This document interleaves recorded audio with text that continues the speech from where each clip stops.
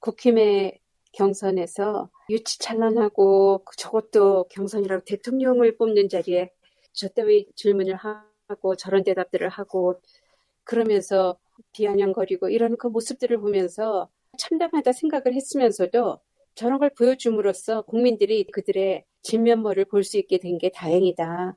바퀴벌레 자동차 바퀴 이야기는 너무나 좋은 질문이었어, 그들한테는. 한동훈 대답하는 거 봐봐. 자기는 그래도 살아남아야 된다. 살아남았잖아. 윤석열 배신하고도 살아남았다. 이것에 자기는 자부심을 갖는 그런 사람이고 다시 태어나도 벌레라도 산 것이 좋다라는 소리잖아. 유용한 자동차 바퀴보다도 해를 끼치는 벌레가 되겠다라는 말이 자기도 모르게 대답을 그렇게 한 거야. 그걸 보면은 어떤 사람인지를 알겠는 거고 홍준표야 대답하기 싫다 그러는 거는 이까진 걸 질문으로 갖고 왔어. 그러고서는 노땅 노릇을 하는 거고 그거야 손발력도 아니고 뭐도 아니고 근데 거기에 또 슬쩍 얹어가지고 나경원은 대답하기 싫지만 그러면서 자동차 바퀴라 그랬는지 그 말하는 태도하며 밉상이더라고.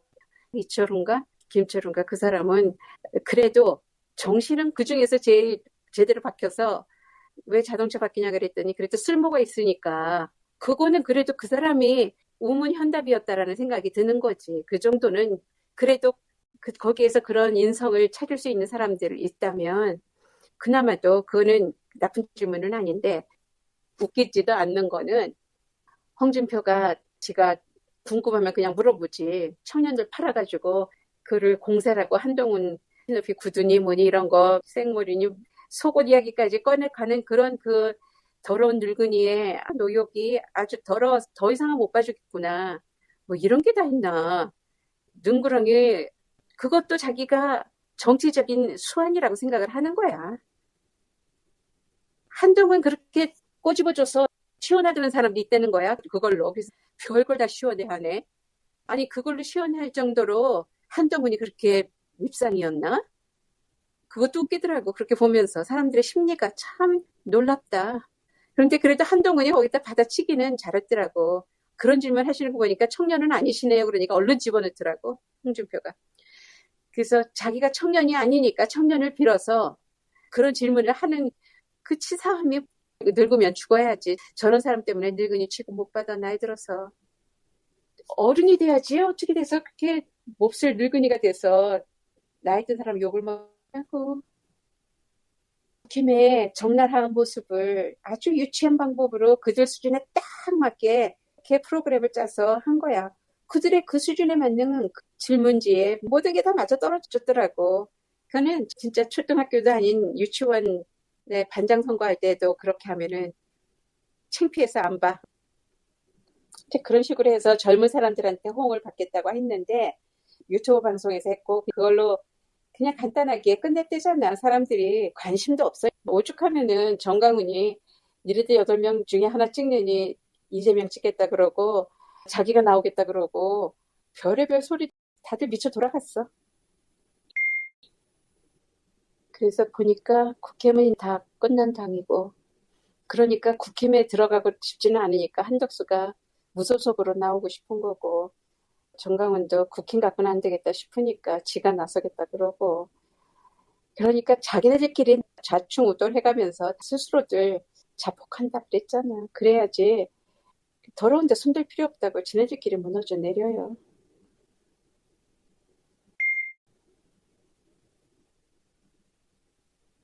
윤석열이 이번에는 앞에 앉혔네.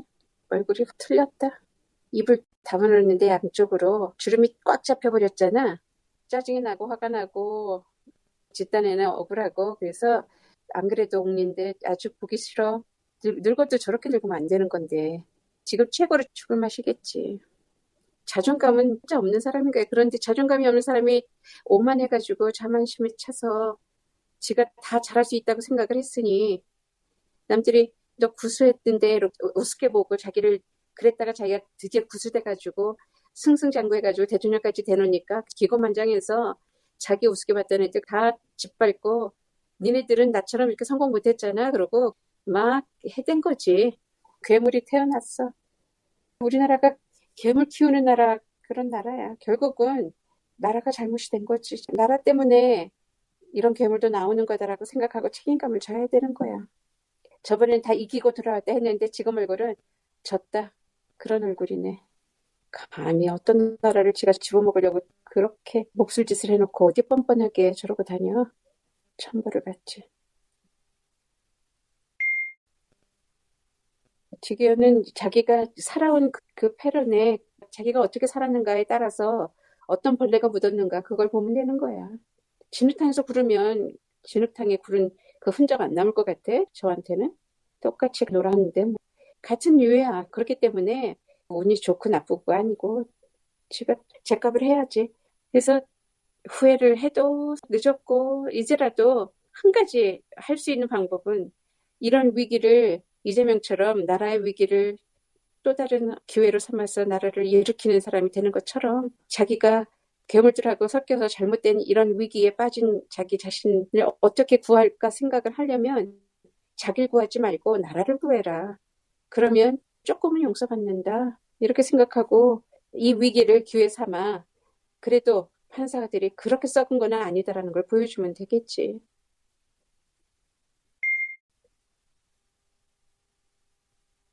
한남동에서 왜 이렇게 불을 많이 썼는가 내가 생각을 여러 번 해보는데 굿이나 뭐를 했어. 씻긴 굿이라는 것이 다른 게 아니라 음식 차려놓고 굿을 하고 뭐 이것저것 태우고 죽이고 피를 씻고 만들어서 물로 흘려서 뭐 무속인이 그랬다며 용왕님한테 보내는 거라고.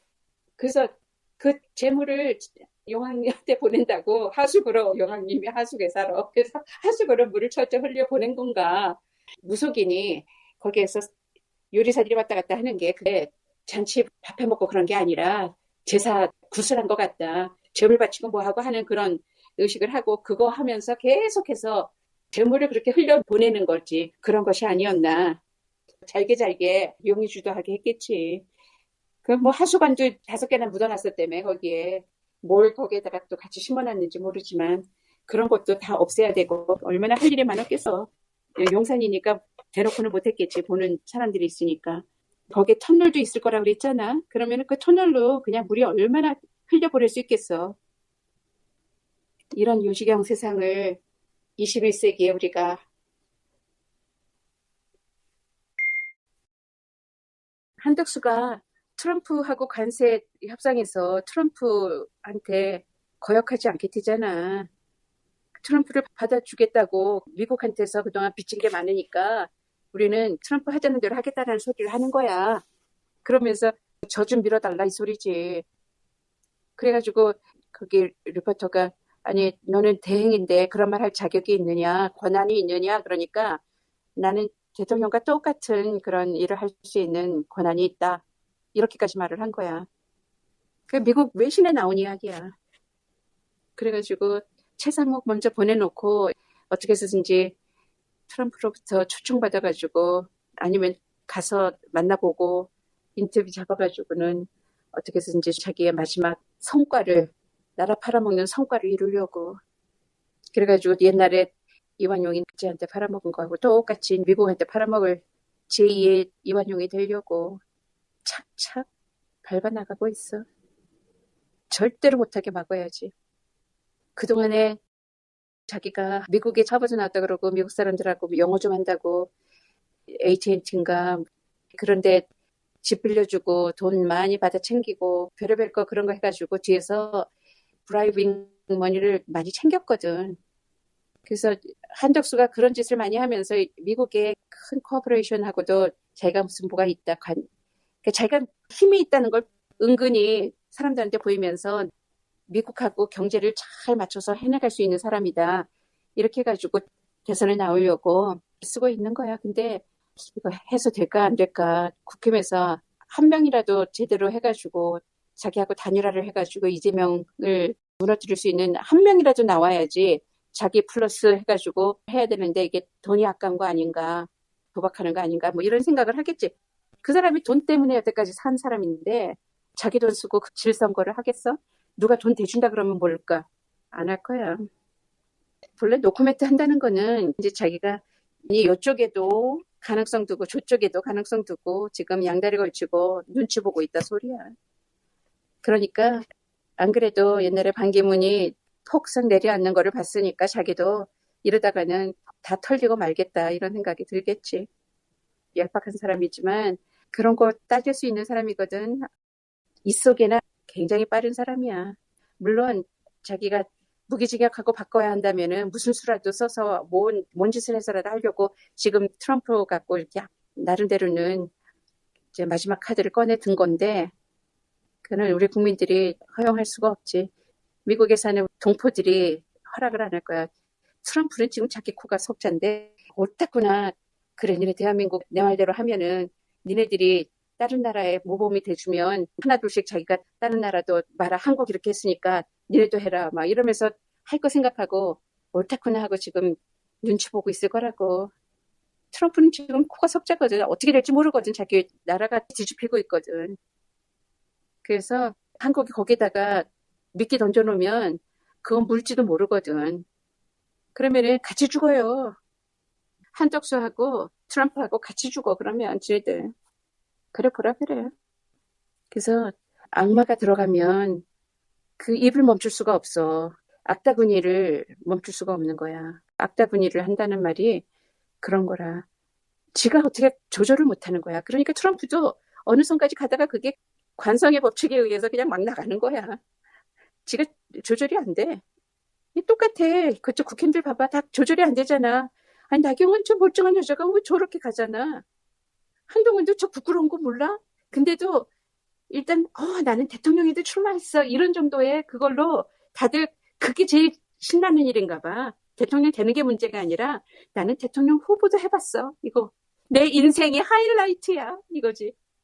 정신이 제대로 박힌 사람이 한 명도 없어. 다 관종병이라니까. 그거밖에는 이해가 안 돼. 아유, 저러고도 나와서 앉아있고 싶은가? 집안 부끄럽지 않나? 남사스러워서 어떻게 살아? 이럴 거잖아. 집안이 부끄러워서.